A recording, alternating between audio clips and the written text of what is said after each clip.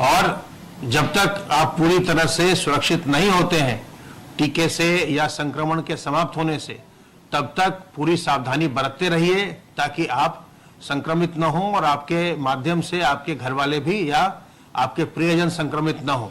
सावधान रहिए, सतर्क रहिए। किसी प्रकार की दुविधा हो, शंका हो, हमारे हेल्पलाइन नंबर 1800 180 5145 पर संपर्क करिए। स्वस्थ रहिए और प्रसन्न रहिए।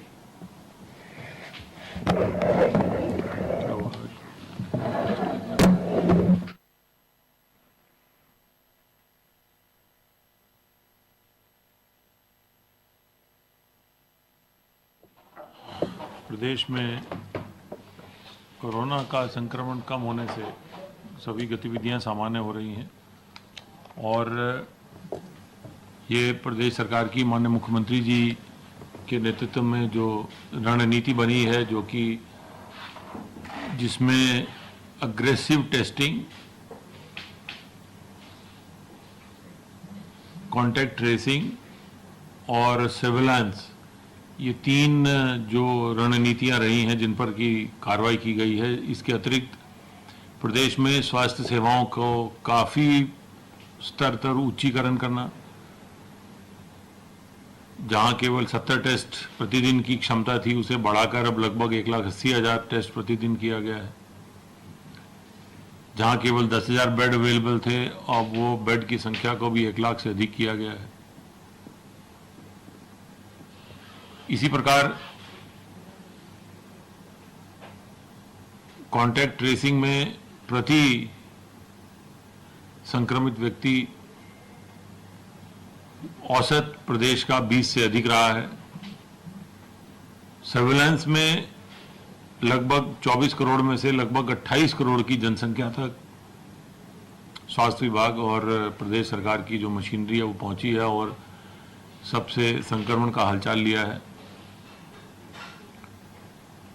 ये सभी रणनीतियां माननीय मुख्यमंत्री जी के निर्देशन में उनके प्रतिदिन समीक्षा में होती रही हैं, जिसकी ये परिणाम यह है कि आज कोरोना काफ़ी हद तक नियंत्रण में है और संक्रमित मरीजों की संख्या घटती गई है। प्रदेश सरकार द्वारा ये विशेष जो प्रयास किए गए हैं, विशेषकर कॉन्टैक्ट ट्रेसिंग और सर्विलांस में, उसकी प्रशंसा विश्व स्वास्थ्य संगठन और अन्य संगठनों द्वारा भी की गई है। ये प्रयास किया जा रहा है कि इन सभी रणनीतियों का असर ये रहे कि कोरोना का संक्रमण फिर से ना पाए। उसके लिए आवश्यक है कि सभी आम नागरिक का, जनता का सहयोग सरकार के साथ रहे। आप सब लोग अभी भी मास्क का उपयोग करें, हाथ धोते रहें, भीड़ भाड़ से बचें। ये सावधानियां बरतने की निरंतर आवश्यकता है।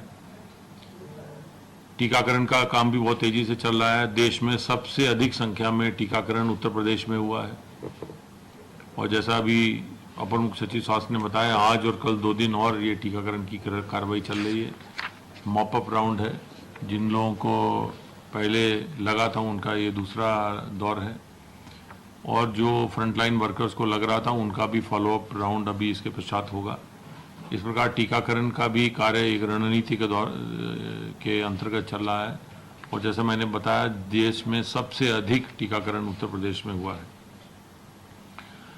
संक्रमण कम होने से सभी गतिविधियां सामान्य हो रही हैं, औद्योगिक गतिविधियां भी सामान्य हो रही हैं और सरकार द्वारा जो विशेष मिशन रोजगार चलाया जा रहा है उसके अंतर्गत स्वरोजगार के माध्यम से अधिक रोजगार पैदा हो, इसके लिए विशेष प्रयास किए जा रहे हैं।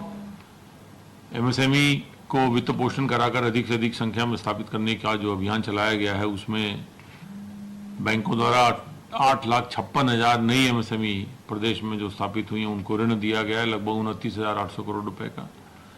आत्मनिर्भर पैकेज में जो पूर्व से विद्यमान इकाइयां थी उनको लगभग 4,38,000 इकाइयों को 11,945 करोड़ रुपए के ऋण उपलब्ध कराए गए हैं। इस प्रकार दोनों को मिलाकर लगभग 41,000 करोड़ से अधिक के ऋण प्रदेश की एमएसएमई इकाइयों को पिछले 8 महीने में उपलब्ध कराए गए हैं, जिससे केवल इसी प्रकार की ये इकाइयां चलाने से 27 लाख से अधिक रोजगार के अवसर पैदा हुए।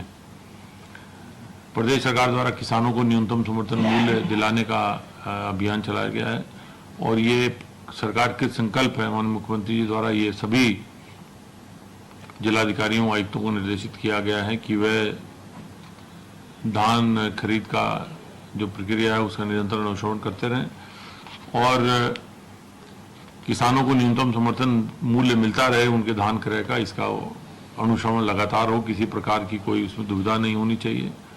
वर्तमान में इस समय तक 655.71 लाख क्विंटल धान की खरीद की जा चुकी है, जो कि पिछले साल इसी अवधि के दौरान की गई खरीद से लगभग 1.5 गुना ज़्यादा है।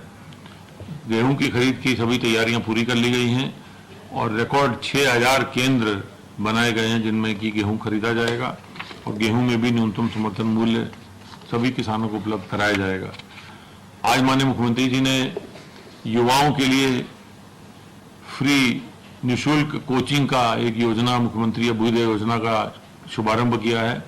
इस योजना के अंतर्गत जो प्रतियोगी परीक्षाओं के छात्र हैं, IAS, PCS, economic service, bank, railway, NDA, CDS, ये इस प्रकार के जितने प्रतियोगी परीक्षाएं हैं उनके लिए युवाओं को निःशुल्क प्रशिक्षण दिया जाएगा। 2 प्रकार से होगा, निःशुल्क वर्चुअल तो सभी के लिए रहेगा, लेकिन अभी फिलहाल प्रथम चरण में मंडलों पर ये साक्षात क्लासेस शुरू की गई हैं जिसके लिए टेस्ट लिया गया था और जो टेस्ट में उत्तीर्ण हुए लगभग 25,000 छात्र, उनको